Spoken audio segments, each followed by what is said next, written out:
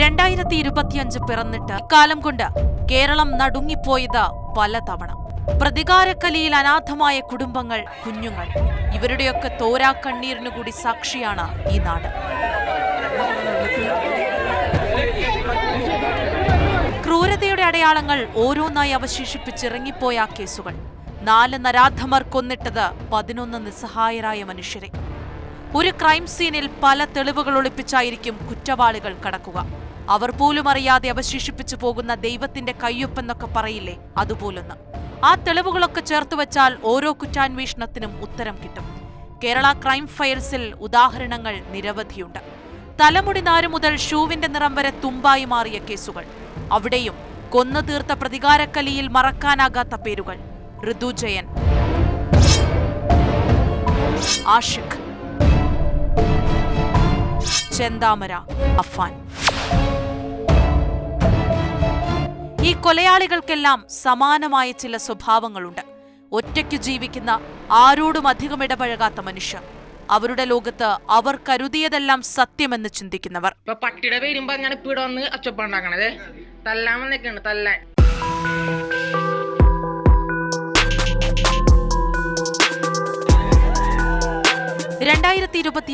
ജനുവരി 16 എറണാകുളം ചേന്നമംഗലത്തുനിന്ന് പുറത്തുവന്നത് മനസാക്ഷി മരവിച്ചു പോകുന്നൊരു വാർത്ത.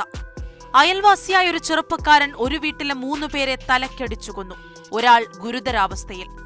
4 പേരെ ലക്ഷ്യമിട്ടെത്തിയ കൊലയാളി കൃത്യം നടത്തിയെന്നുറപ്പിച്ച പോലീസ് സ്റ്റേഷനിലെത്തി കൂസലില്ലാതെ പറഞ്ഞു കൂട്ടക്കൊല നടത്തി വരികയാണെന്ന്.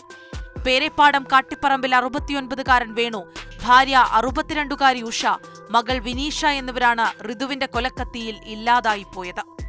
സ്ഥിരം ശല്യക്കാരനായിരുന്നു ഋതുവെന്ന് നാട്ടുകാർ ആവർത്തിക്കുന്നുണ്ട്. പോലീസിൽ പരാതി നൽകിയതുമാണ്. വേണുവും കുടുംബവും തന്നെ അപകീർത്തിപ്പെടുത്തുന്നുവെന്ന് പറഞ്ഞ് 2 പെൺമക്കളുടെ മുൻപിലിട്ട് അയാൾ ആ കൊടിയ പാതകം ചെയ്തു. കൊലപാതകം നടക്കുന്നതിന് 1 മാസം മുൻപ് വേണുവിന്റെ കുടുംബം ഋതുവിനെതിരെ പരാതി നൽകിയിരുന്നു. അന്ന് ഋതുവിന് പകരം ഹാജരായത് അയാളുടെ അമ്മ. അയൽവാസിയായ മറ്റൊരു യുവതി നൽകിയ പരാതിയിലും പോലീസ് കാര്യക്ഷമമായി ഇടപെട്ടില്ല. വീട്ടിൽ CCTV സ്ഥാപിക്കാനാണ് പരാതിക്കാരോട് പോലീസ് പറഞ്ഞത്.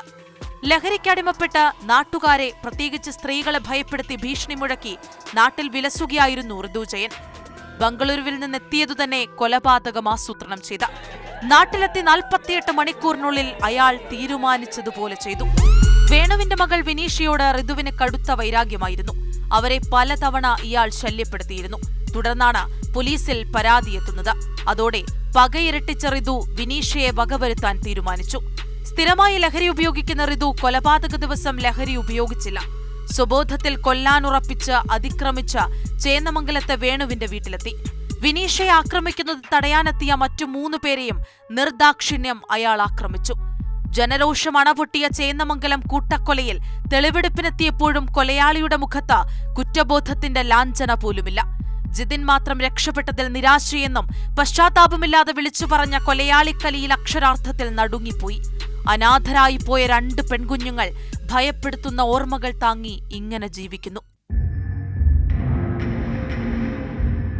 2 ദിവസങ്ങൾ കഴിഞ്ഞു. കോഴിക്കോട് താമരശ്ശേരിയിൽ പെറ്റമ്മയെ കൊന്ന് പകവീട്ടിയ 25-കാരൻ ആഷിഖ്.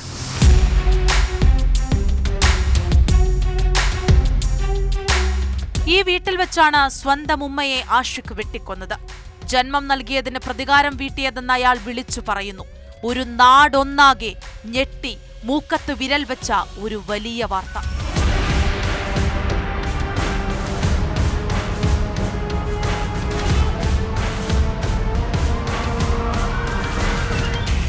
വർഷം കുറച്ചായി ആഷിഖിന്റെ സ്വഭാവത്തിൽ മാറ്റങ്ങൾ കണ്ടു തുടങ്ങിയിട്ട്.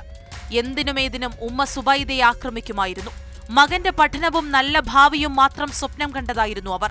പക്ഷേ ലഹരിയുടെ നീരാളിപ്പിടുത്തത്തിൽ വരിഞ്ഞുമുറുക്കപ്പെട്ട അവൻ കൊലയാളിയായി മാറി. ഒരു പ്രകോപനവുമില്ലാതെയായിരുന്നു സുബൈദയെ ആഷിഖ് വെട്ടിവീഴ്ത്തിയത്. കൊലപാതകം നടന്ന ശേഷം പോസ്റ്റ്മോർട്ടത്തിനായി സുബൈദയുടെ ശരീരം കോഴിക്കോട് മെഡിക്കൽ കോളേജിലെത്തിച്ചപ്പോൾ തൊട്ടപ്പുറത്ത് കൊലയാളി വൈദ്യപരിശോധനയ്ക്കായി എത്തി. ലഹരിയിൽ ലക്കുകെട്ടപ്പോൾ നടത്തിയ കൊലപാതകമാണെങ്കിൽ സ്വബോധം വരുമ്പോൾ കുറച്ചെങ്കിലും കുറ്റബോധം ആ മുഖത്ത് കാണണമല്ലോ. പക്ഷേ ഇവിടെ കണ്ടത് പുച്ഛവും കളിയാക്കലും ചെയ്ത ക്രൂരതയിലെ അഭിമാനവും.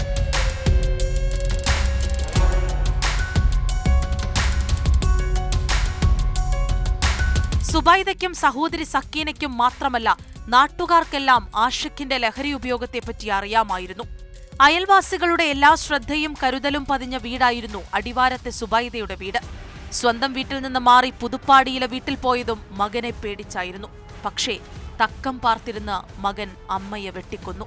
ഇവൻ മയക്കുമരുന്നിന്റെ അടിമായതുകൊണ്ട് അതടിച്ച് വന്നു കഴിഞ്ഞാൽ അലമ്പാണ് ആള്. 1-2 പ്രാവശ്യം നല്ല വയലന്റ് ആയിട്ട് ഞങ്ങൾ തന്നെ കൊണ്ടുപോയതാണ്. കോളേജിൽ കൊണ്ടുപോയി അവിടുന്ന് റെഡി ആക്ഷൻ സെന്ററിൽ കൊണ്ടുപോയതാണ്.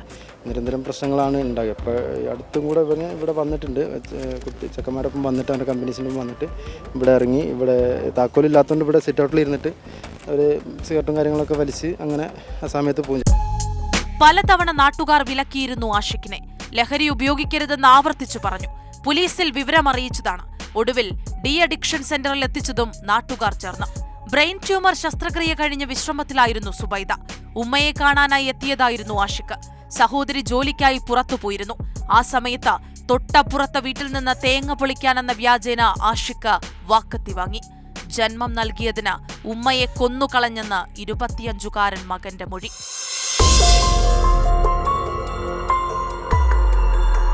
അവിടെയൊക്കെ വ്യത്യസ്തനാണ് അഫാൻ എന്ന കൊലയാളി. സമീപകാലത്തൊന്നും കേരളം കണ്ടിട്ടില്ല ഇത്രയും നിഷ്ഠൂരനായ കൊലയാളിയെ. അഫാനെക്കുറിച്ച് ഒരാൾക്ക് പോലും മോശം പറയാനില്ല. അങ്ങനെയൊരാൾ അയാൾ ഏറ്റവും സ്നേഹിച്ചിരുന്ന മനുഷ്യരെ കൊല്ലാൻ തീരുമാനിക്കുന്നു. അതിൽ തന്നെ പ്രാണനോളം സ്നേഹിച്ച പ്രണയിനിയെ, എപ്പോഴും കൂടെ കൂട്ടിയിരുന്ന അനുജനെ അത്രമേൽ ക്രൂരമായി ആക്രമിക്കുന്നു. ഉത്തരം കിട്ടാത്ത പല ചോദ്യങ്ങളുണ്ട്. ദുരൂഹതകൾ ഏറുകയാണ്. അഫാനെ കൊലയാളിയാക്കിയ പകലിന് തൊട്ടുമുൻപ് പേരുമലയിൽ നടന്നതെന്തെന്ന് ഇപ്പോഴും അവ്യക്തം. Crime desk, Mathrubhumi news.